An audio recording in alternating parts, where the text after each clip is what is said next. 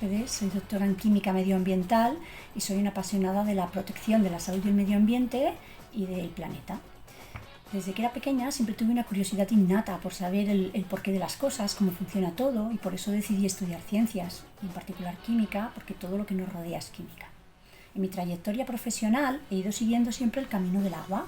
Empecé haciendo investigación en el CSIC, determinando compuestos orgánicos con actividad biológica en aguas, y actualmente trabajo en Aguas de Barcelona. Es la empresa que gestiona el ciclo integral del agua desde su captación, potabilización, depuración y retorno al medio. Aunque he ido haciendo diferentes roles, principalmente se agrupan en asegurar la calidad del agua mediante investigación o gestión y en la protección de la salud y el medio ambiente.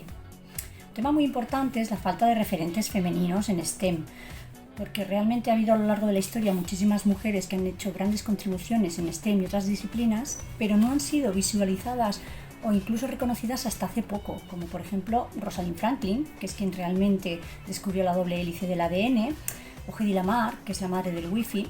Por tanto, es papel de todos luchar contra los estereotipos y dar ejemplos equitativos a niños y niñas, porque por ejemplo en los libros de texto tan solo hay un 7,5% de referencias femeninas en STEM. Otro tema importante es el liderazgo. Las mujeres constituimos el 50% de la sociedad, pero aparte tenemos unas características que aportamos especiales, dando mayor cooperación a los equipos.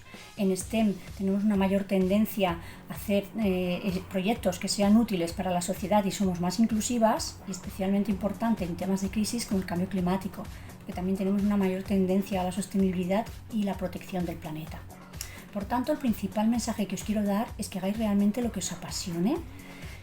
Pero yo os animo a hacer carreras STEM, porque la mayoría de los trabajos del futuro estarán basados en ciencias y tecnologías. Y sobre todo a las niñas os digo que siempre tengáis mucha confianza en vosotras mismas, que nada ni nadie os pare, and never give up.